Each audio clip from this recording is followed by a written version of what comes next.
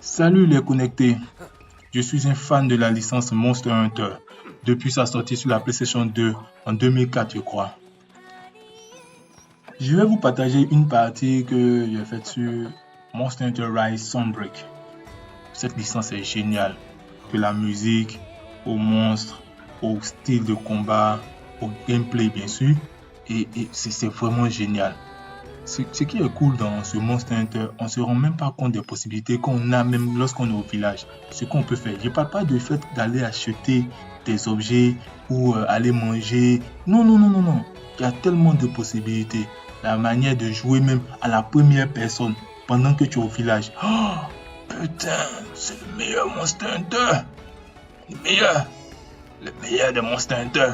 J'ai l'impression même que je la connais depuis 2003. Non, c'est 2004, elle est sortie en 2004. Je l'avais vu sur une émission qu'on appelait Recette. E-R-E-7. Recette. Et ce jeu avait montré 3 licences, et cette émission avait montré 3 licences de Capcom, qui étaient un Resident Evil bizarre, un jeu de bagnole en shell shading, et puis Monster Hunter. Au départ, je voyais le jeu et disais, bon, on verra. C'est mon ami qui a acheté ce jeu et il m'a proposé de jouer et j'ai trouvé ça génial, magnifique, incroyable. Je sais pas quoi dire d'autre, c'est magnifique. Mais aujourd'hui, la licence est devenue très bizarre à mes yeux, enfin, à cause des nouveaux fans, enfin, des nouveaux venus. Parce que ce qu'il y a de bizarre, c'est que les gens veulent aimer un jeu forcément par de beaux graphismes. C'est vrai qu'il y a eu Monster Hunter World, mais Monster Hunter World est très décevant pour moi. Pas parce que c'est pas riche, c'est riche. Les quêtes, la mise en scène, le fait que les personnages parlent, quand il y a des réunions, blabla. Oui, c'est cool, mais c'est trop dirigé. C'est trop dirigé, on dirait des jeux un peu à la Uncharted, c'est trop dirigé. On ne peut pas créer sa propre histoire. C'est pour ça que moi j'ai aimé Monster Hunter Rise. Monster Hunter Rise, il y a beaucoup qui n'ont pas aimé son histoire parce qu'ils ont commencé à jouer la quête du village. Lorsque tu te mets à jouer la quête du village, qu'est-ce qui se passe? Il y aura une histoire soi-disant que le Magalo traîne dans le coin, il est une menace pour le village. Il n'est pas la cause de la calamité, mais il est une menace qui traîne à chaque fois que la calamité est de retour, un truc comme ça. Oui, c'est pas mal, mais c'est pas trop passionnant comme histoire. Mais par contre, quand tu commences, dès que tu allumes le jeu et que tu commences ta partie directement au grand camp, putain, la première scène que tu trouves, cette scène où il ne sait pas si c'est Inoue ou bien il commence à avoir un état second et dit ce que le monstre raconte. Putain. Et cette musique du monstre, oh putain, cette scène est trop géniale. J'ai jamais vu un scénario aussi magnifique. Même Worldman n'a pas de scénario aussi magnifique. Mais dommage, comme World est sorti en premier, les gens ont tellement basé les cœurs sur les graphismes. Pourtant, les fans de Monster Hunter, les vrais fans de Monster Hunter, n'ont jamais joué la licence Monster Hunter par ses graphismes. Certes, on veut avoir de beaux graphismes, mais on ne veut pas juger la licence par ses graphismes. Et c'est ce qui arrive avec les nouveaux joueurs. Les nouveaux joueurs, ils ne passent que le temps à jurer sur les graphismes. Mais Monster Hunter Rise, la qualité, c'est vrai qu'on retrouve ce côté des vieux Monster Hunter à travers Monster Hunter Rise. Ça, c'est déjà une bonne chose. Mais ce qui manque à Monster Hunter Rise, c'est ce que vous avez aimé dans World. Le côté scénarisé, le côté où on voit les personnages parler, la mise en scène, quand on voit le monstre, la mise en scène. C'est ça qui vous a plu. C'est ça qui vous a plu. C'est ça que vous aimez dans Monster Hunter World. Donc, du moment où il n'y a pas ça, vous allez dire, oh, le Monster Hunter nul, pof, pof, pof, pof. Or, Monster Hunter, depuis qu'elle existe, nous savons que, oui, le gameplay est important, les monstres sont importants, et le joueur se fait sa propre histoire. Le joueur se fait sa propre histoire. C'est pour ça que je viens de dire dans Rise. Rise, lorsque vous commencez à jouer, que vous commencez la quête du village, vous vous dites, oh, le Magma Halo, il n'est pas terrible. Mais c'est normal, la quête du village, c'est facile. Dans tous les Monster Hunter, jusqu'à World. Les quêtes du village, World n'a pas de quête du village. World, c'est des quêtes fusionnées. Ils mettent quêtes événementielles pour faire croire que c'est des quêtes en ligne. Et puis ils mettent des quêtes, comment ils appellent ça, les contrats et quoi. Et puis ils mettent les quêtes libres. Ah, j'ai oublié tous les noms des quêtes qu'ils disent. Ils disent quêtes libres et puis il y a des quêtes scénarisées. Or, les quêtes libres, elles se déclenchent lorsque tu avances dans le script. Vous voyez, c'est trop dirigiste. Trop dirigiste. C'est grave ça. Or, normalement, dans un Monster Hunter, il y a deux types de coins. Il y a les quêtes du village et il y a les quêtes de la grande ville. C'est quand les gens appellent souvent grand camp, c'est les quêtes de la ville. C'est les quêtes qui montrent à la fois que le chasseur est le chasseur expérimenté.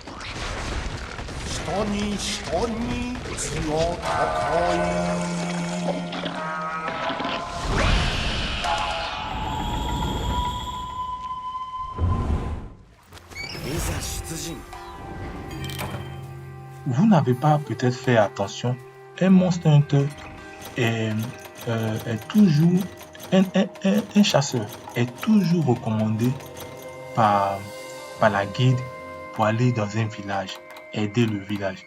Remarquez dans tous les Monster Hunter, quand vous êtes novice, c'est normal, vous pouvez jouer la quête du village, comme si vous faites partie du village. Rise, son scénario, vous faites partie du village. Donc c'est normal pour un joueur, vous pouvez commencer directement du village. Mais nous, les anciens chasseurs, nous ne pouvons pas faire ça. Nous serons obligés de jouer la quête des grands camps parce qu'on a de l'expérience.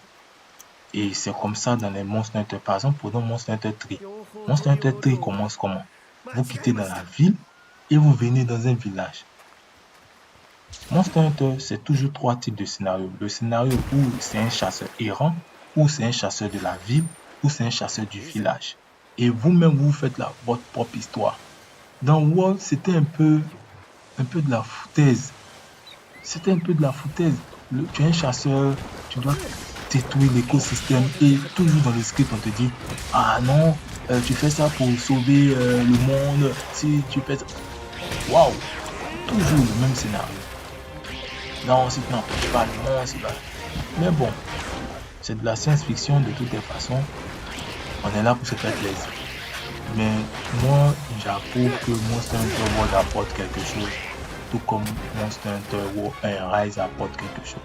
Mais quand je vois les nouveaux joueurs qui ne connaissent pas la licence donner leur point de vue en faisant croire que la licence est en train de régresser, pourtant ils ne comprennent pas vraiment l'esprit de Monster Hunter. Je pense que ces mêmes gars-là, si demain il y a un souci dans ces types de graphisme ou bien de gameplay identique, ou bien ils vont retirer, par exemple dans Wild, ils ont retiré le fait que tu t'accroches sur les monstres comme ils ont fait dans World.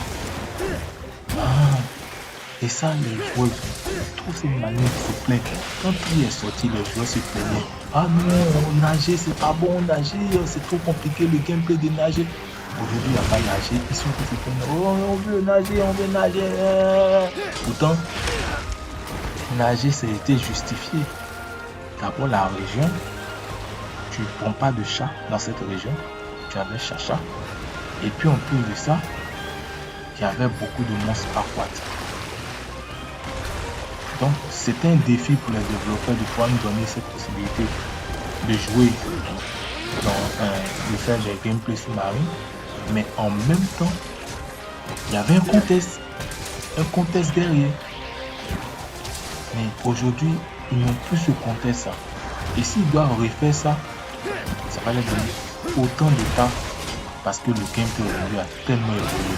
Même changer les moves depuis World, ça devient très difficile. Donc moi, je kiffe Monster Hunter World. Je ne dis pas que c'est un mauvais jeu, c'est un bon jeu. Mais je kiffe plus Rise que Monster Hunter World.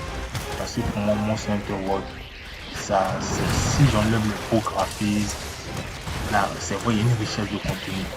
Le fait de capturer les animaux, la décoration, le fait que l'écosystème est très riche, je n'en dispose pas. Et le fait que tu peux monter sur n'importe quel monstre ou te détendre, c'est magnifique, c'est bien fait.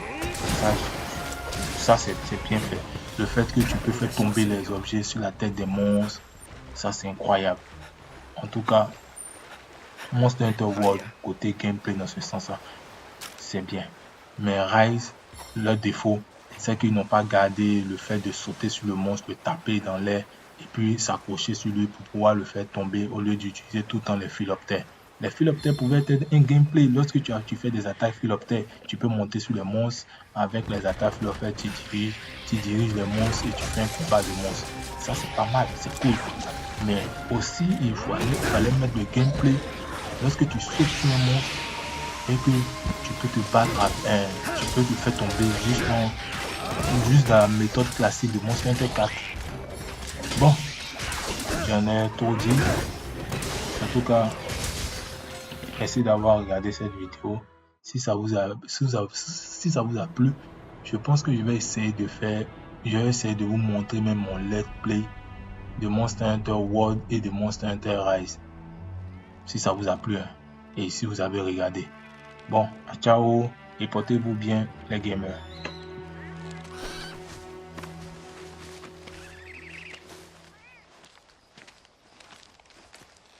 おお、我が愛弟子よ。もう倒してしまったか。さすがはカムラが誇るつわものだ。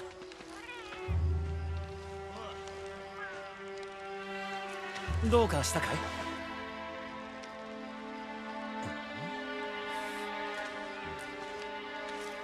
これは主とも違う妙な傷跡だな。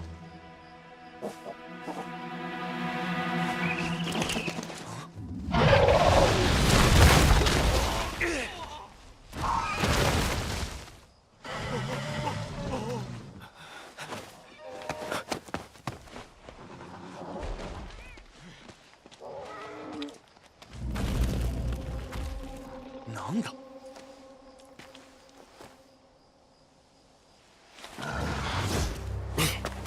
待て！危険だ！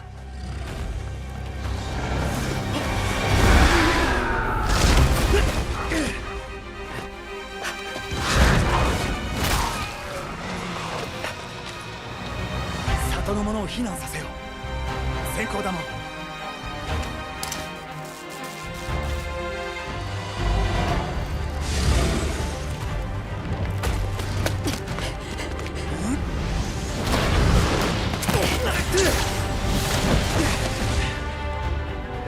何者？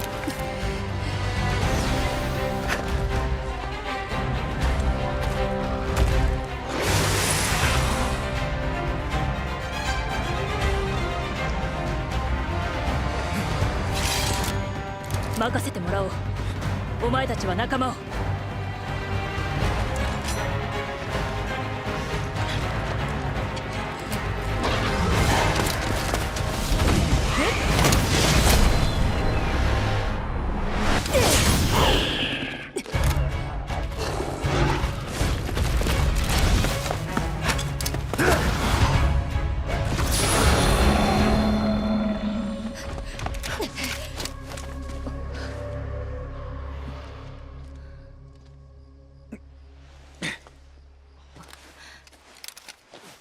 怪我はないか？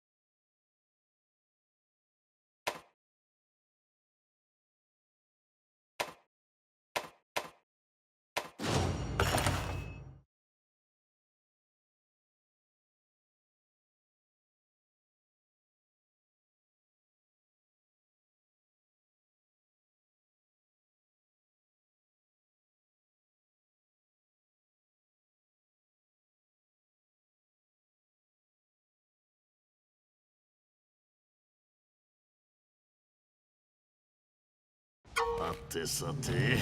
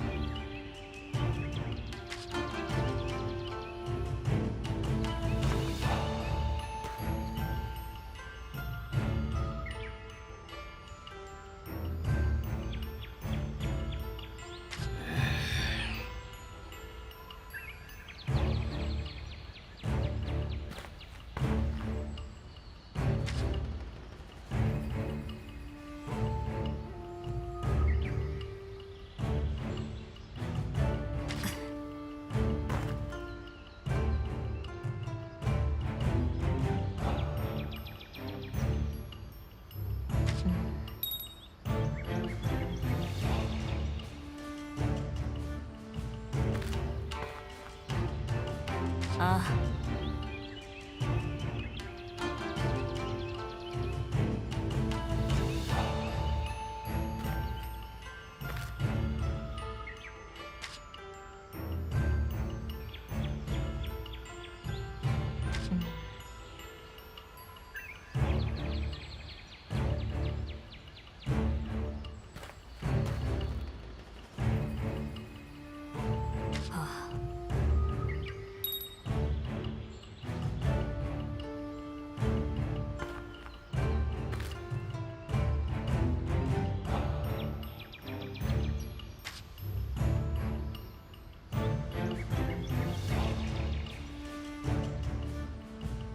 ああ。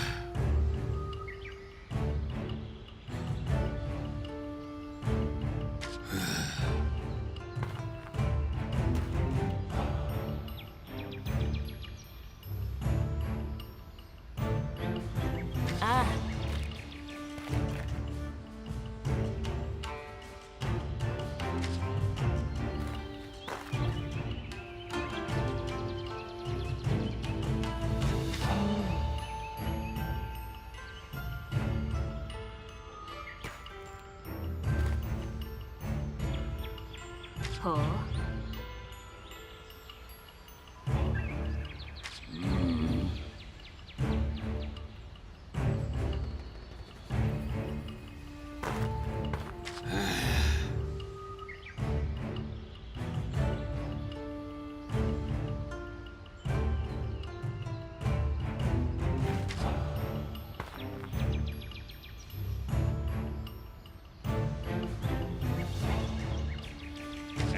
あ。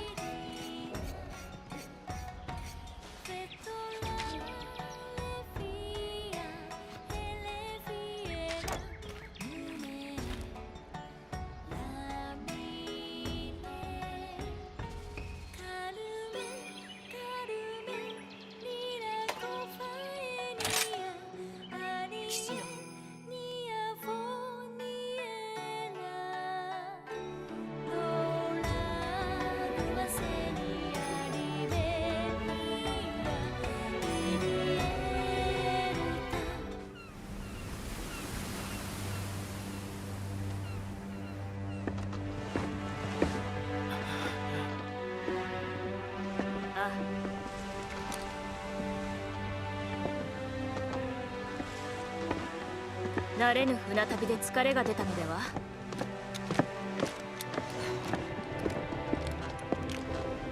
それはよかった。間もなく到着するぞ。私たちの拠点エルガドだ。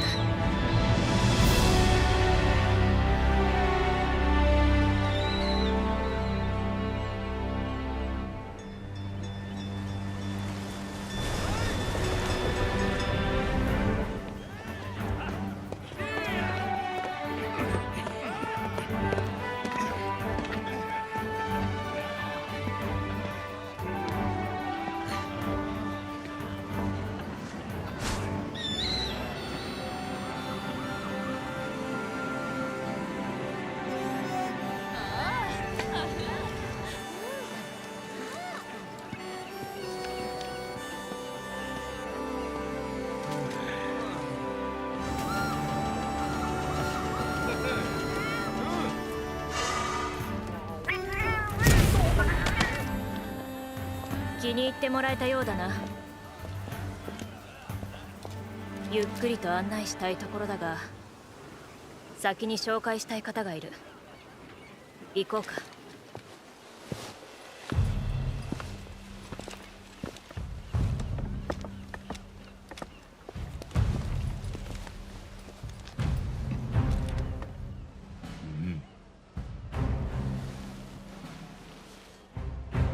この拠点のリーダーガレアス提督だ。さあ紹介しよ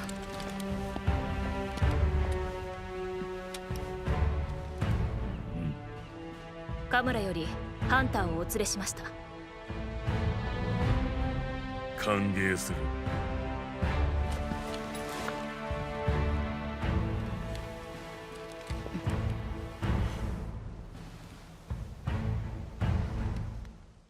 うむ。